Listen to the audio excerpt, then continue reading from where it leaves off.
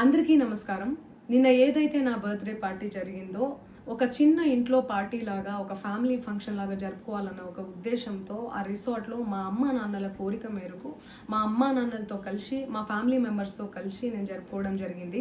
అక్కడ మా అమ్మా నాన్నలు, మా అమ్మా నాన్న ఫ్రెండ్స్, మా ఫ్రెండ్స్, మా ఫ్యామిలీ ఫ్రెండ్స్, మా టీమ్ మెంబర్స్ మాత్రమే ఉండడం జరిగింది. అండ్ అట్లనే లిక్కర్ ఉండడం జరిగింది, సౌండ్ సిస్టమ్ ఉండడం జరిగింది.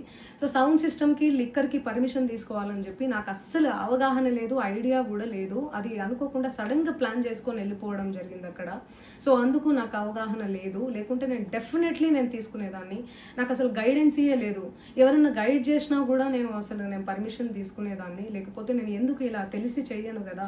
సో ఇదంతా ఇలా తెలిసి అయితే నేను తప్పు చేయలేదు, తెలియకుండా ఇది జరిగిపోయింది.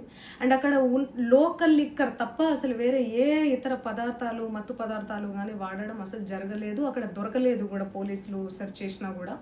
అండ్ అక్కడ ఎవరికైతే పాజిటివ్ వచ్చింది అని చెప్పి పోలీసులు చెప్తున్నారో ఆయన ఎక్కడో ఒక చోట తీసుకున్నాడు, ఎప్పుడో తీసుకున్నాడు అని చెప్పి తేలిందని చెప్పి పోలీసులే చెప్పారు. అండ్ అది ఇన్వెస్టిగేషన్ కూడా జరుగుతుంది. మేము కూడా పోలీసులకు కోఆపరేట్ చేస్తున్నాము. అండ్ నేను ఎందుకు ఇలా చేస్తాను, అసలు నాకు తెలిసి ఎందుకు చేస్తాను, మా అమ్మా నాన్నలతో దట్టు మా అమ్మా నాన్నలు పెట్టుకొని ఇలాంటివి నేను ఎంకరేజ్ చేస్తానా, ఇలాంటివి చెప్పండి.